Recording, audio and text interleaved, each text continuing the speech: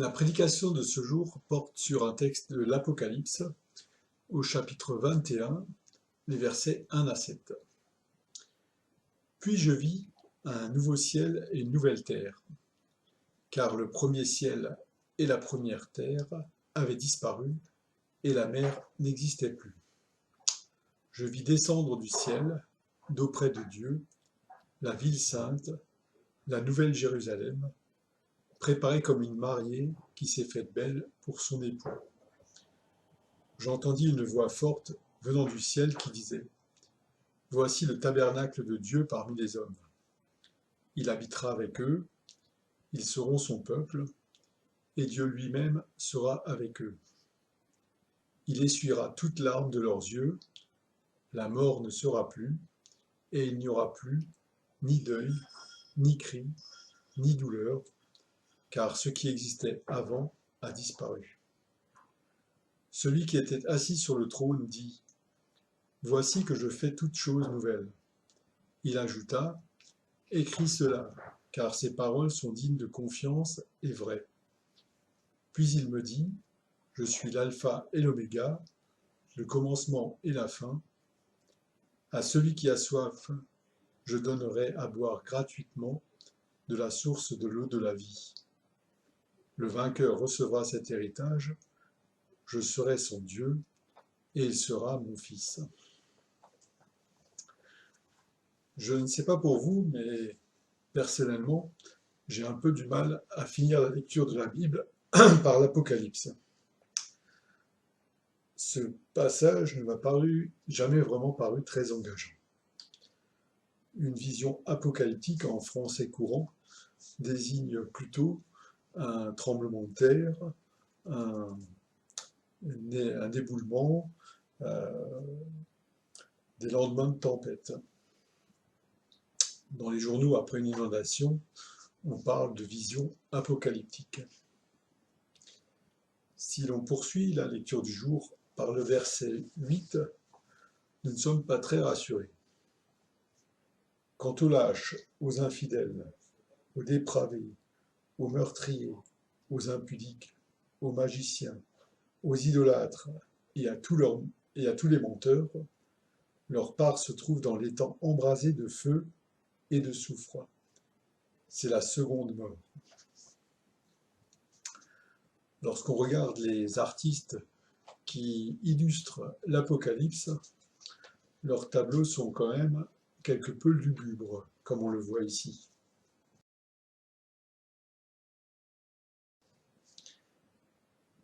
Le livre de l'Apocalypse a lui-même suscité des discussions auprès des théologiens.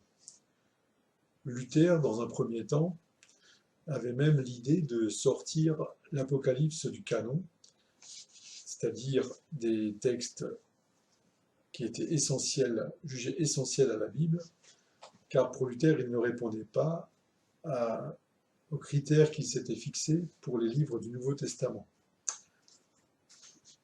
Un texte du Nouveau Testament devait transmettre un message clair annonçant la justification par la foi et l'Évangile.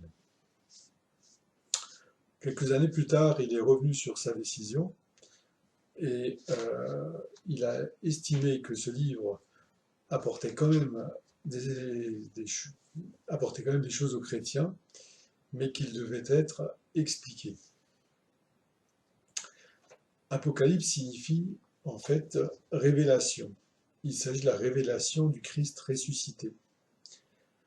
Et le terme d'Apocalypse correspond à un genre littéraire qui est utilisé pour raconter les visions et les prophéties des prophètes. En soi, le terme d'Apocalypse n'a rien de péjoratif, mais ces visions sont toujours très imagées, avec des dragons, du feu, des épées qui ont largement leur place. D'où cette notion d'image quelque peu violente.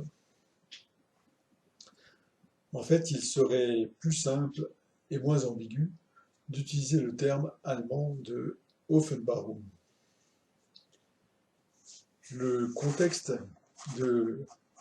dans lequel a été écrit le livre de l'Apocalypse se trouve dans les années 100 après Jésus-Christ, au moment où Jérusalem a été détruite et reconstruite. Il y avait à ce moment-là des chrétiens persécutés par les Romains, et au sein de l'Église même, quelques flottements, et Jean, par cette lettre, comptait encourager l'Église à l'espérance, et cette lettre était destinée à cette Église d'Asie.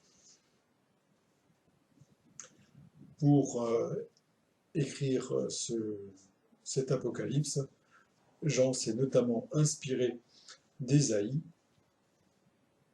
et l'on retrouve un passage quasiment similaire entre Ésaïe verset 17, « Car je vais créer de nouveaux cieux et une nouvelle terre, on ne se rappellera plus les choses passées, elles ne reviendront plus à l'esprit. » Et on retrouve donc ce passage quasiment similaire.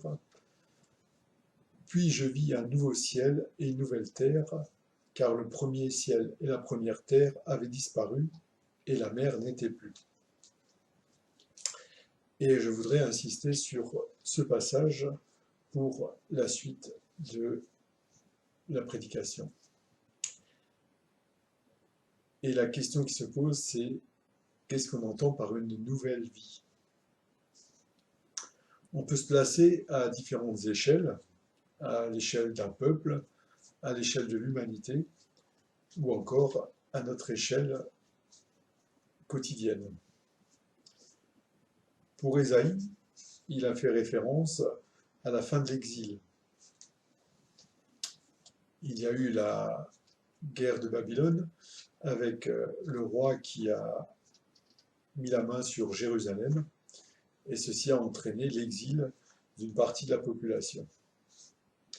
Il s'agissait essentiellement de l'élite intellectuelle qui avait été exilée à Babylone et qui donc, 50 ans plus tard, est revenue à Jérusalem. À son retour, il a fallu redistribuer les terres et 2 générations étaient passées. Et cette réunification n'a pas été facile. Et Ésaïe encourage son peuple à croire que cette réunification va entraîner une nouvelle vie. Et il l'exprime par une formule très appropriée, où le loup et l'agneau brouteront ensemble. Jean écrit également l'Apocalypse, comme nous l'avons vu précédemment, dans un contexte difficile. Jérusalem a été détruite et reconstruite, et 3 populations se côtoient. Les Romains, qui sont là en tant qu'envahisseurs, les Juifs présents depuis la nuit des temps, et l'éclosion de l'Église avec un grand E, qui est en difficulté en raison de nombreuses petites églises d'orientation diverses. Je parle d'églises chrétiennes. Et Jean cherche à encourager les chrétiens dans une vie telle qu'on l'entend au verset 3 et 4, sans deuil, sans cri, sans pleurs, avec Dieu au milieu de nous. À l'échelle d'un peuple, cette nouvelle vie peut trouver sa place à la fin d'une guerre, en 18 ou en 45 par exemple, et loin d'être dans la continuité de la liesse de la libération, la reconstruction n'a pas toujours été facile. Il a fallu s'occuper des combattants, des blessés, des prisonniers, tous traumatisés, et la vie commune avec les civils n'a pas toujours été aisée. On retrouve plus récemment un autre exemple avec la réunification de l'Allemagne, qui constitue également un événement qui touche un peuple entier. La joie des retrouvailles compte bien entendu comme des prémices pour une nouvelle vie, mais les difficultés que cela a engendrées ne sont pas encore tout à fait résolues plus de 30 ans après. Dans une moindre mesure, pourrons-nous peut-être juger de la situation à la fin de la pandémie, mais bien entendu, ceci n'a pas de commune mesure avec les événements que je viens de citer. Une nouvelle vie se situe sûrement à l'échelle de l'humanité par l'avènement de Jésus-Christ. Dieu s'est fait homme, cet homme a été livré, crucifié et ressuscité. Et par lui, tout homme trouve le salut. Il ne peut y avoir meilleure nouvelle que celle-ci. Tout homme, quel qu'il soit, quoi qu'il ait fait, est sauvé. Cette annonce est la plus heureuse qui soit et doit nous conduire à une vie de reconnaissance, de louange et d'espérance.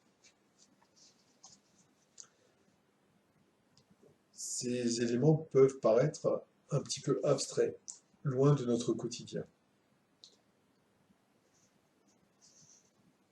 Je pense qu'il faut voir chaque instant de notre vie comme une vie nouvelle. Nous avons la liberté de faire cela. Bien sûr, certains événements, certains jours se prêtent plus que d'autres à un renouveau. La guérison d'une maladie, une rencontre amoureuse, la réussite à un examen, qui peut être le début d'une vie professionnelle, sont des événements importants. La naissance d'un enfant au sein d'une famille change la vie et effectivement, on peut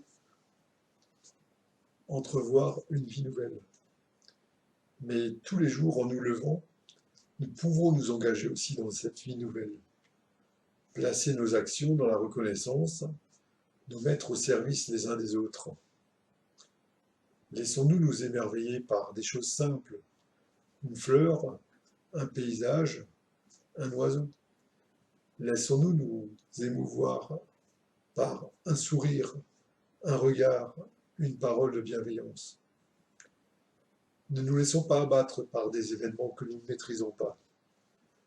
Que pouvons-nous faire contre ce virus, contre les mesures prises, ou encore contre les actes incompréhensibles de certains extrémistes? Rien. Mais nous pouvons créer une nouvelle vie à partir de notre comportement. Nous sommes libres de faire du bien, nous sommes libres de dire du bien. Il ne s'agit pas de vivre naïvement, mais juste dans la bienveillance. Ne pas sombrer dans un pessimisme destructeur. Ce choix est présent au début des Écritures, dans le livre du Deutéronome. Voyez, je place aujourd'hui devant vous, d'un côté la vie et le bonheur, de l'autre la mort et le malheur. Ce que je vous commande aujourd'hui, c'est d'aimer l'Éternel votre Dieu, de suivre le chemin qu'il vous trace. Et l'on pourrait poursuivre encore par dire oui à toutes les couleurs de la vie, à la joie, à la lumière et à l'espérance. Et à ce moment-là, peut-être que les artistes décriront l'Apocalypse et cette nouvelle vie d'une autre manière, comme nous le voyons ici.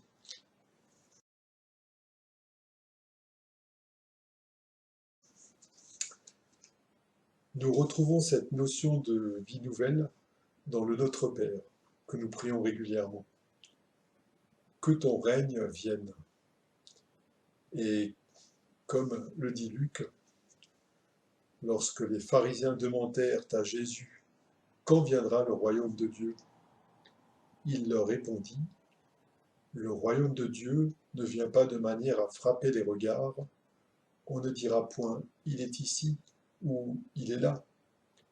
Car voici, le royaume de Dieu est au milieu de vous. Amen.